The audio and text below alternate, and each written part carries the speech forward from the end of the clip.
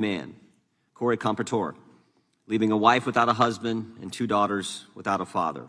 Others were injured, and of course, former President Trump, by the grace of God, survived the assassination attempt.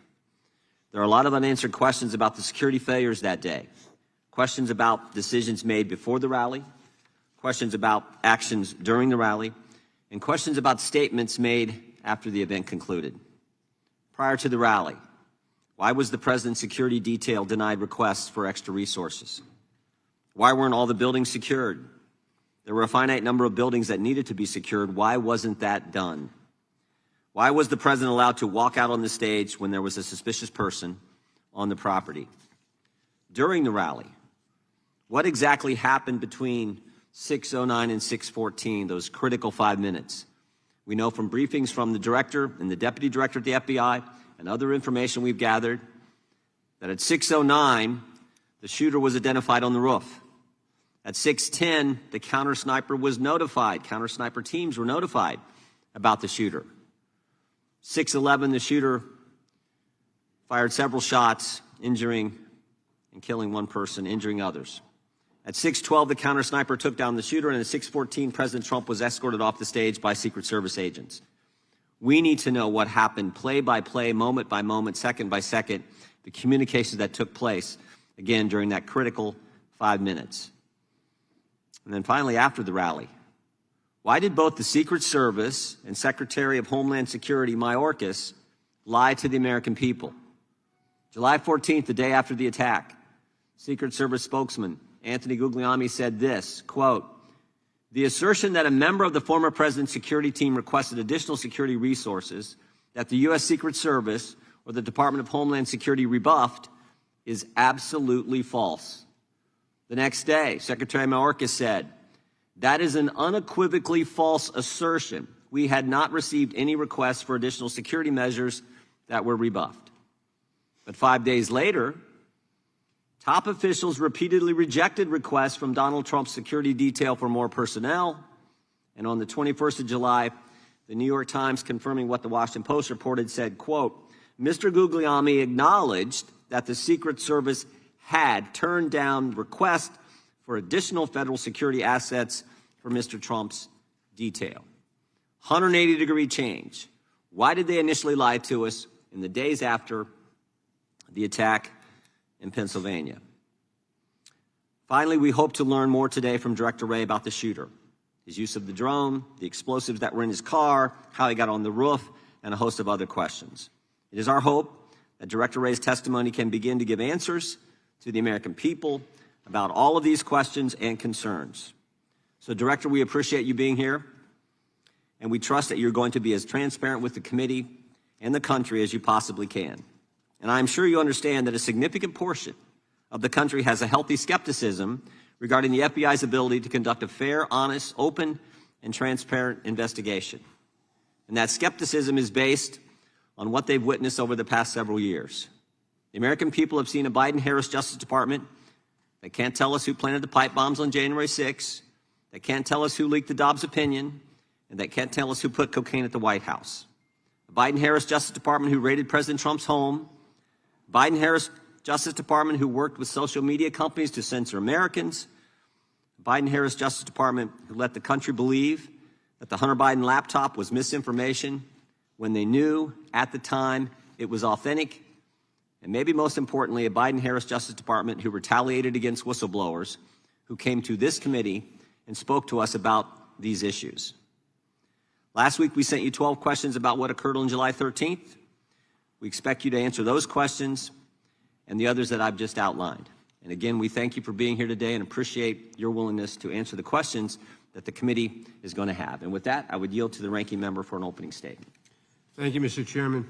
Mr. Chairman, 2 weeks ago, our country witnessed a shocking assassination attempt on a presidential candidate. Now, I disagree with Donald Trump in almost every policy area imaginable. I am frequently shocked and outraged at the plans he has for our country and the words that come out of his mouth. And I have dedicated much of the last 8 years to fighting his agenda. But regardless of my strong feelings about Donald Trump's behavior, I unequivocally and unabashedly condemn with every fiber of my being the attempt against his life. This was not just an attack on a man, but an attack on our democracy. Political violence erodes the very foundations of our nation. The concepts of freedom of speech, of peaceful transitions of power, of a democratic government at its core, these cannot exist if political violence is allowed to fester and to go unchecked. And if you think that this one assassin's bullet was a bolt out of the blue and not part of a wave of violence that has threatened this nation for years, then you have missed the point of what my Democratic colleagues and I have been imploring you to hear for some time. Election workers, many of them working for free, face near constant threats of violence. In one recent instance, an Indiana man pleaded guilty to threatening to kill an election worker who said that there were no irregularities in a recent election. That man said, quote, 10 million plus patriots will surround you when you least expect it and will expletive kill you, close quote. That is political violence. In another instance, Speaker Emeritus Nancy Pelosi's husband was bludgeoned over the head with a hammer by an intruder in his home who had been there to capture Ms. Pelosi, interrogate her, and possibly, quote, break her kneecaps because of her liberal views. That is political violence. The death threats surging against Vice President Harris, former President Obama and his wife Michelle, and Governor DeSantis, as well as many others, including videos online of individuals holding guns making assassination threats. That is political violence. The plot to kidnap Governor Gretchen Whitmer and overthrow parts of the state government. That is political violence. The brutal, deadly attack 3 years ago against this very building, with rioters breaking through police barriers to run through these halls chanting, "Kill Nancy," and "Hang Mike Pence," and even hanging a noose outside the building. These rioters battering Capitol Police officers and forcing members of Congress and their staffs to go into hiding, squatted in spaces under desks or in closets. That is political violence. This assassination attempt, as horrific as it is, should surprise no one. And you would think a political party that almost lost their presidential candidate through an act of political violence would have something to say about the way their leaders keep talking about the next election. Donald Trump has warned there will be a, quote, bloodbath if he loses. Republican Ohio State Senator George Lang said just last week at a rally for J.D. Vance that he is, quote, afraid that civil war might be necessary if Republicans lose the November election. President of the right-wing think tank and Project 2025 leader, the Heritage Foundation, Kevin Roberts, said on Stephen Bannon's podcast, quote, "We are in the process of the second American Revolution, which will remain bloodless if the left allows it to be," close quote. Republican former Alaska Governor Sarah Palin said in August of last year of Trump's indictments, "Do you want us to be in civil war? Because that's what's going to happen. We're not going to keep putting up with this. We do need to rise up and take our country back," close quote. I could go on, but it's more and more of the same. And I hear nothing from the other side of the aisle in this room about these statements. Do you support a bloodbath if you don't get the election outcome you want? Do you justify violence if the left does not agree with you? And what exactly has preoccupied this Republican majority while their allies threaten violence to their political enemies, real and imagined? We have chased down baseless conspiracy theories designed solely to influence the 2024 election in favor of Donald Trump. We have spent millions of dollars and thousands of hours of staff time in more than 100 transcribed interviews chasing false accusations against President Biden, supporting an impeachment effort that seemed designed to fail, and hunting for a smoking gun that simply does not exist. And instead of admitting that these investigations found no corruption, coercion, or unethical behavior by the Biden administration, Republicans chose to just dig deeper and spend more money. Imagine what could have happened if we had spent these thousands of hours of staff time and those millions of taxpayer dollars addressing even one aspect of the political violence that now threatens our country. Perhaps, had this Republican majority lifted a finger to help a nation that is awash in guns, the assassin in Butler would not have had such easy access to the weapon he used to fire on that crowd. Director Wray, your agency is responsible for addressing some of the most serious issues of our time. The Bureau fights gun violence, which claims the lives of 40,000 Americans every year. It protects election security from growing threats from malign foreign actors who are working tirelessly to influence our elections. It protects against domestic terrorists and violent extremists who have been a growing threat in recent years and have carried out horrific mass shootings and deadly events around the country, and so much more. I apologize to you, Director, that instead of supporting you in these missions in the 118th Congress, some of my colleagues have instead hindered your work, maligned your agents, and called to abolish and defund your agency, all for political gain. It is despicable, especially from the party that claims to, quote, back the blue. And I know that you and your many agents and employees have paid the price for these baseless attacks. I know you have faced a barrage of threats, distrust, and vitriol from the public as a result of these wild, politically driven conspiracies. I know it has become even more dangerous and difficult for you to come to work each day. I may not agree with you on everything, but I sincerely thank you and every employee in your agency who continues to protect our country. The FBI is vital to keeping America safe, and I pray that today we can focus on the real, substantive work of the agency. It is the least we owe our country in these times. I yield back.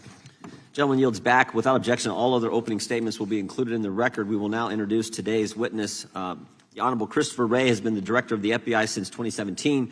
He previously served as the Assistant Attorney General for the Criminal Division of the Department of Justice, the Principal Associate Deputy Attorney General, and Associate Deputy Attorney General, and as Assistant U.S. Attorney for the Northern District of Georgia. Again, Director Wray, you've been here many times. We appreciate you being here today.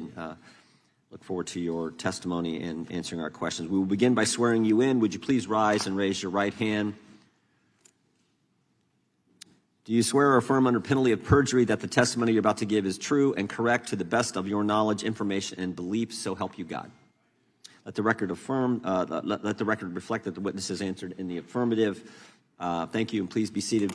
We have votes coming in about 10 minutes, but we definitely want to get through your opening statement as far as we can, and this is going to be an interesting day on Capitol Hill with the Prime Minister of Israel here as well. So, Director Wray, you're recognized for your opening statement.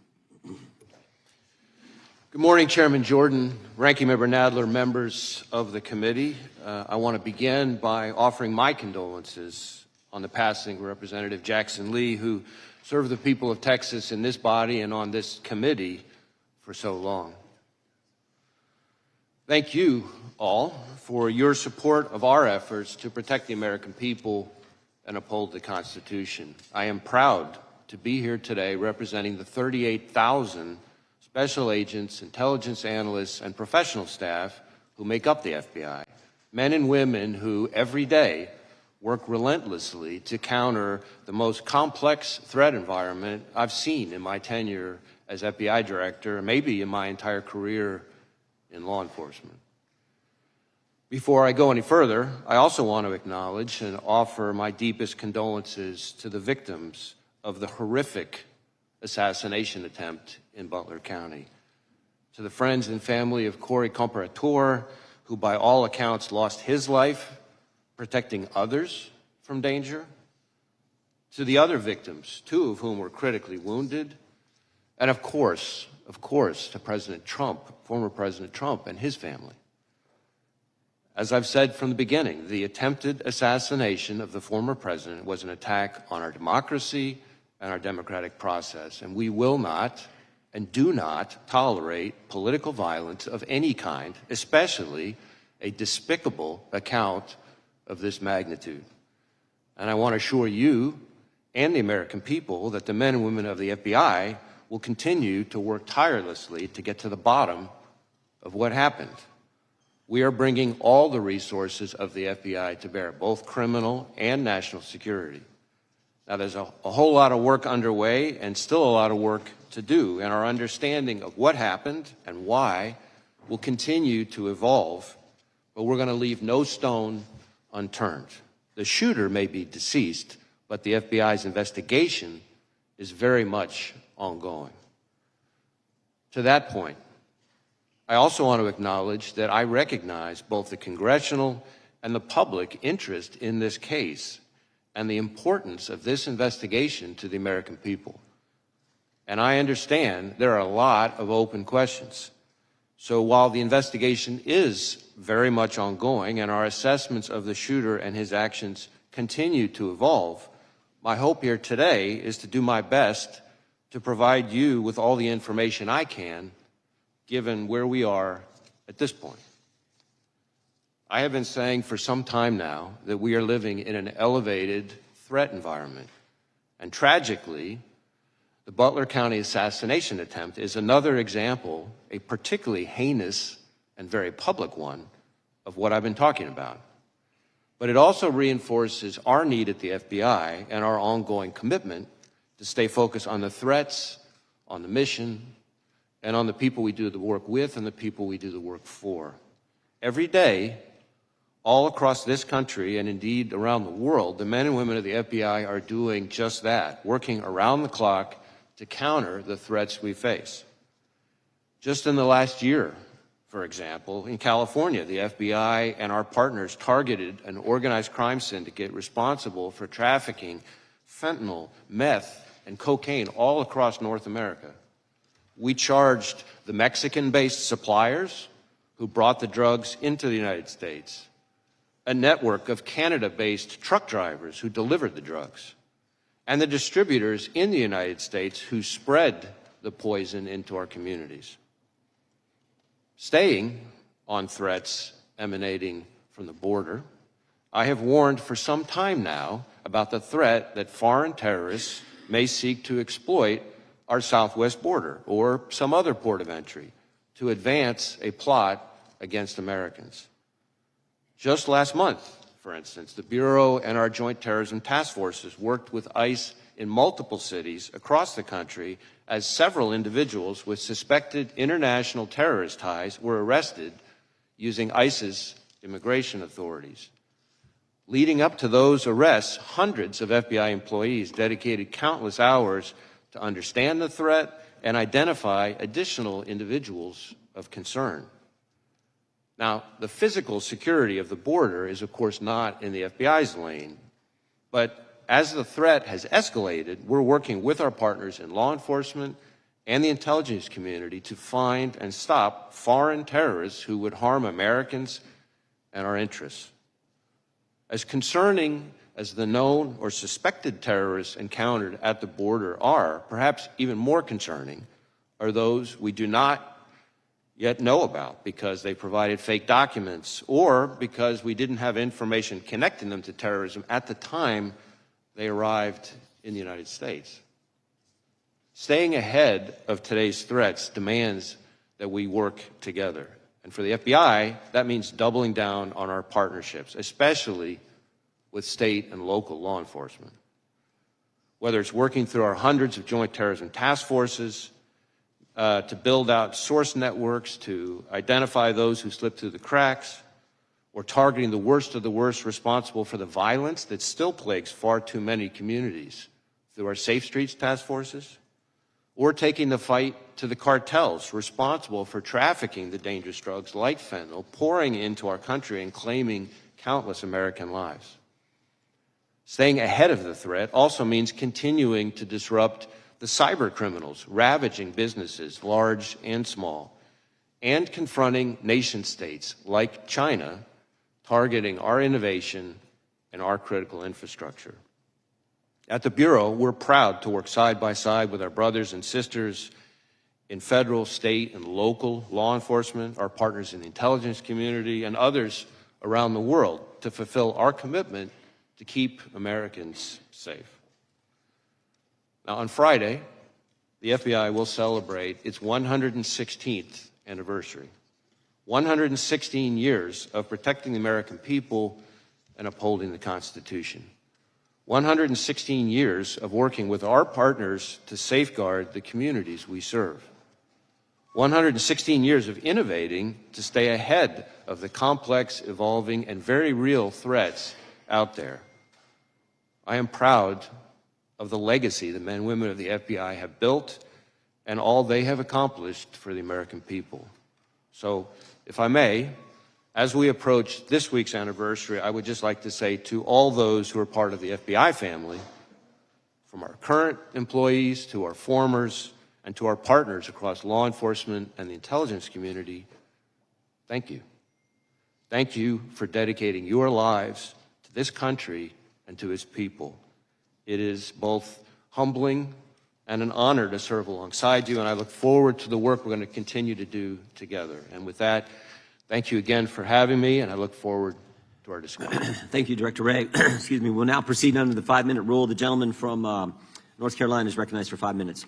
Thank you, Mr. Chairman. Director Wray, I'm way down here. And I appreciate the chairman giving me this because I've got to leave.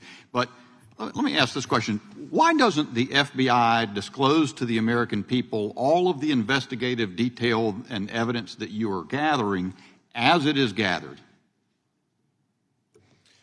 Well, we have tried to be transparent with both Congress and the American people as we're going along in the investigation, frankly, unusually so for an ongoing investigation, given the sheer nature of it.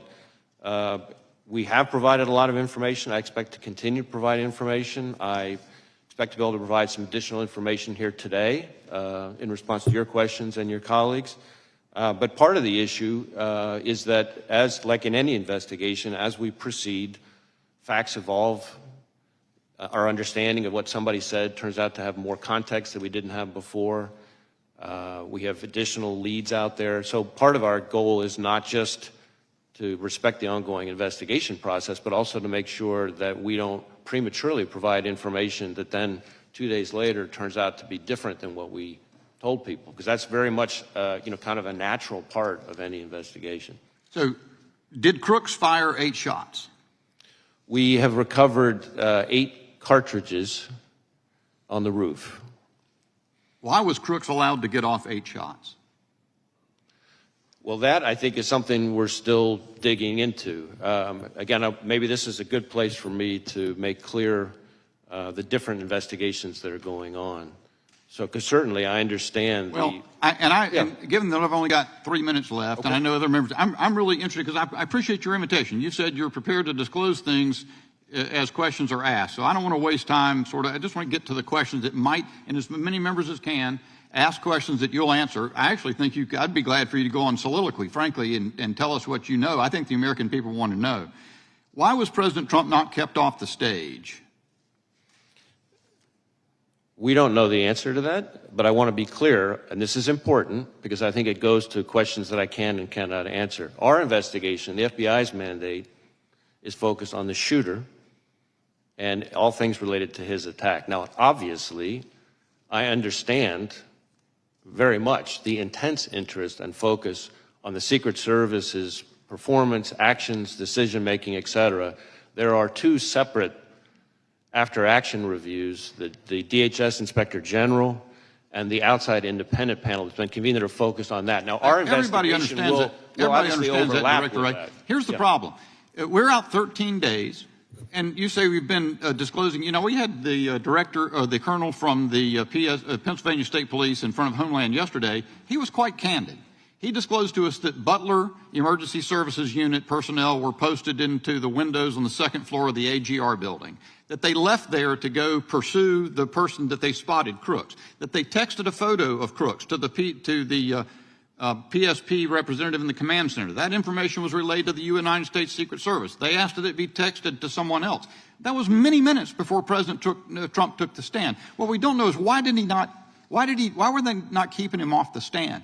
And to the extent, I know we always hear when there's a criminal investigation, you got to wait for that to develop. But do you have any reason to, do you have any other target of your criminal investigation other than Crooks, who's dead? We are investigating the shooter both to determine his motive and his preparations and activities before the shooting, but also to make sure whether or not there are any co-conspirators, accomplices. At this point, have you developed any evidence to so suggest that there are any accomplices or cooperators or assisters? Not at this time, but again, the investigation's ongoing. So here's the thing. While we wait, maybe for months, and I hate to say this, I'm not trying to take a pot shot, but the country went for years with the understanding that the Hunter Biden laptop was Russian disinformation as offered by respected former intel officials, and the whole time the FBI had the laptop and then let that happen in public until finally offering testimony in a case. To the degree we wait to hear as a country and as a Congress what has happened in this event, because the FBI is conducting an investigation, it provides quarter for the U.S. Secret Service not perhaps to reckon with the problems that are obvious to everyone. So let's get a couple in while I've got 13 more seconds. One more question, perhaps. Senator Grassley says that the records of the day show that there was a counter unmanned aerial surveillance operator on site. Was there? And why did that person not prevent crooks from being able to use a drone? So again, questions about the Secret Service's performance are better directed to those other reviews. What I can tell you when it comes to drones is that Crooks himself had a drone, and I'm prepared to answer questions here today about the shooter and his use of the drone, for example. My time's expired. Gentleman yields back. The ranking member is recognized for 5 minutes. Thank you, Mr. Chairman. As I said in my opening statement, political violence is a scourge and entirely unacceptable, no matter the source or the target. Last October, a far-right conspiracy theorist broke into Nancy Pelosi's home and bludgeoned her husband. Prominent Republicans mocked the attack and promoted conspiracy theories about it. Last August, an armed Utah man who threatened to kill President Biden was killed as FBI agents attempted to serve a warrant on him hours before President Biden landed in his state. Some on the right claimed that the man was simply a, quote, Second Amendment enthusiast. In recent weeks and months, those on the right have repeatedly called for, quote, civil war, with an Ohio State senator saying that if Republicans lose the election, quote, it's going to take a civil war to save the country, and it will be saved. The president of the Heritage Foundation likewise said that, quote, we are in the process of the Second American Revolution, which will remain bloodless if the left allows it to be, close quote. Director Wray, it's obviously important that we respect First Amendment protections, but there is clearly a point at which some violent rhetoric crosses over into threats of violence or leads to actual violence. Could you describe how the FBI looks at this relationship between rhetoric and action and what you are seeing around the country? So I appreciate the question, and this is an issue that I've been talking about for some time.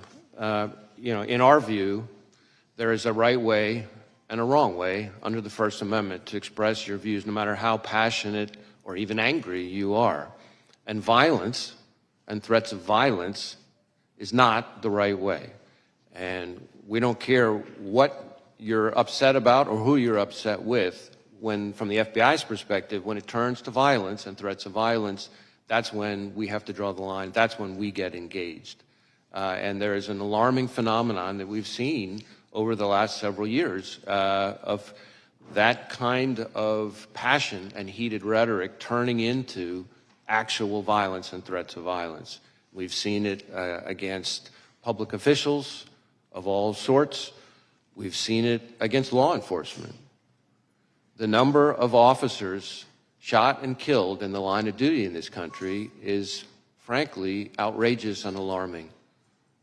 And I know that because every time an officer is shot and killed anywhere in this country, since the day I started as FBI director, I personally call the chief or the sheriff to express my condolences and to talk to them about the victim's family.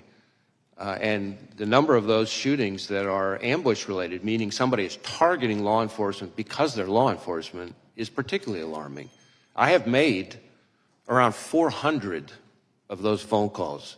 It's almost every 5 days that a law enforcement officer is killed in the line of duty. And that is an example of the kind of ways in which passions and heated rhetoric can bubble over into violence. Thank you. Members of Congress, their families, and their staffs have witnessed an alarming rise in threats against them. I appreciate the work your agency has done to investigate and address these threats, but I'm concerned that we do not seem to be stemming the tide. What is the FBI doing to ensure that members of Congress, their families, and their staffs are safe?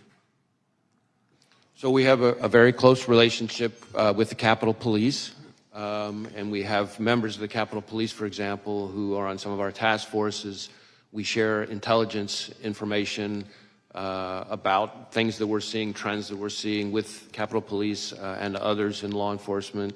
Obviously, if we have specific information about an effort to target a member of Congress, then we're getting with Capitol Police in a much more specific way. But those are some of the things that we're doing. Thank you. Now, Director, your office is leading the investigation into the attempted assassination of Donald Trump. Republicans in Congress, including members of this committee, have repeatedly called for defunding the FBI. What impact would defunding or even just limiting your funding have on the FBI's ability to conduct this and other investigations?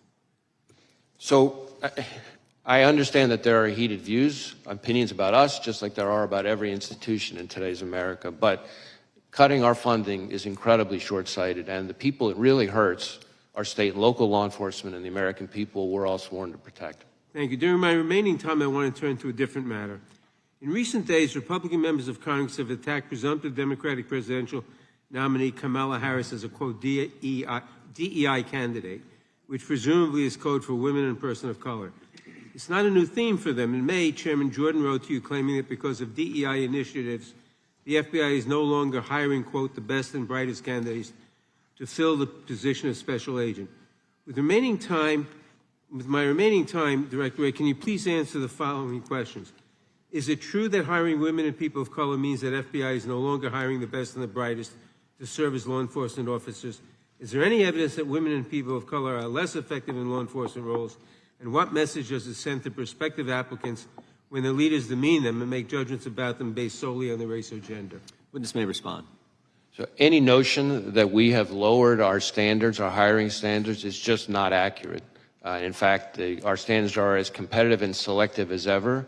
We have tens of thousands of people applying, and our selection rate is about 3.1%, which is more selective than just about any university in the country. And most of our applicants, I think something like 50% of them are coming from military or law enforcement backgrounds. About 50% of them also have advanced degrees. The average age is around 31, which means they're bringing a wealth of personal and professional experience when they arrive. And to suggest that those people, because of efforts related to diversity or anything like that, are less qualified, frankly, is not at all consistent with what I see, having visited all of our field offices and seen these young people in action. And I think is an insult to those hardworking men and women who've signed up to dedicate their lives for this country. Thank you, Director. I yield back. Gentleman yields back. Director, let me go back to where Mr. Bishop was. Tell me about the drone. You act like you wanted to fill us in on that. Fill us in. So we have recovered a drone that the shooter appears to have used. It's being exploited and analyzed by the FBI lab. The drone was recovered in his vehicle. So at the time of the shooting, the drone was in his vehicle with the controller. In addition, our investigation has uncovered. Do you know what time of day he flew it, and if he flew it on the day of the shot? Yeah. Oh, I'm sorry. Go ahead. So in addition, it appears that around 3:50 p.m., 4 o'clock in that window, on the day of the shooting, that the shooter was flying the drone around the area 2 hours for about 11 minutes. I want to be clear, but when I say the area, not over the stage and that part of the area itself, but I would say about 200 yards, give or take, away from that. We think, but we do not know, so again, this is one of these things that's qualified because of our ongoing review, that he was live streaming, viewing the footage from that, again, about 11 minutes in around the 3:50, 4 o'clock p.m. range. 2 hours before, he's flying a drone in the vicinity of the route. About 200 yards away, yes. Yards. Okay, that's important information. What about the bombs that we've heard about in the shooter's car? So again, the FBI lab is exploiting those explosive devices. Yep. There were, we've recovered 3 devices, 2 in his vehicle and 1 back in his residence. Are these what you would call, your experts would call sophisticated operations, or this? I don't know. That's what I've been told by people who have some understanding of this area. Yeah, I think it's. We've seen more sophisticated and less. I would say these are relatively, again, keyword relatively crude devices themselves, but they did have the ability to be detonated remotely. And so to that point, in addition to the 2 devices that we recovered out of his vehicle, there were receivers for those 2 explosive devices with the devices. And then on the shooter himself, when he was killed by law enforcement, he had a transmitter with him. Now, I do want to add one important point here, is at the moment, it looks to us, again, ongoing review, and I can't say that too many times, at a moment, it looks like because of the on-off position on the receivers, that if he had tried to detonate those devices from the roof, it would not have worked. Okay. But that doesn't mean the explosives weren't dangerous. And I'm sure we're going to get into all these subjects a little bit later as well. Tell us what you can about the encrypted platforms we've heard about. So one of the things that we're drilling into hard with the shooter in an effort to try to learn more about his state of mind, his motive, his ideology, his context, everything else, is to look at all of his devices, any social media accounts he had, et cetera. And one of the things we've learned in finally getting into his phone, which was also a significant technical challenge from an encryption perspective, but in addition, once we got on the phone, it turned out he was using some encrypted messaging application. And again, the same question relative to the bombs: was this pretty sophisticated, or is this is the kind of the norm you see with folks like similar situation? How would you describe on this subject? I would say this has unfortunately now become very commonplace, and it's a real challenge for not just the FBI but state and local law enforcement all over the state. Tell me exactly the scope of does the scope of your investigation include what I call that critical 5 minutes from when the 6:09, when this is based, I think, on information you've given to Congress, 6:09 when the shooter's identified on the roof, and 6:14 when President Trump is ultimately escorted off, and all that happens, the shots that take place in between there. Do you have access to the communications that were going on at the time in that critical 5 minutes? So our investigation, when you say scope, our investigation includes that time frame, although focused again on the shooter himself and his day. Now, as involved in that, he's obviously involved in that time frame. Correct, and as part of that, as part of our focus, our investigation of the shooter and the attack, of course, we are interviewing law enforcement from the scene because those are some of the most significant witnesses, and we're obviously getting access to their materials and that kind of thing. And the Secret Service has been fully cooperative. You have access to the communications that exist there. That exact question, I don't. As I sit here at the moment, I don't know the exact answer to that question, but I know that Secret Service has been cooperative with us. The Congress would like access to those communications as well. I mean, not just that 5 minutes, although I think that's the critical time frame. There's lots of communications we'd love to have access as well. I see my time is up, and they have called votes on the floor. I think there are about 6 minutes left in votes, so the committee will stand in recess until approximately 10 minutes after votes conclude on the House floor.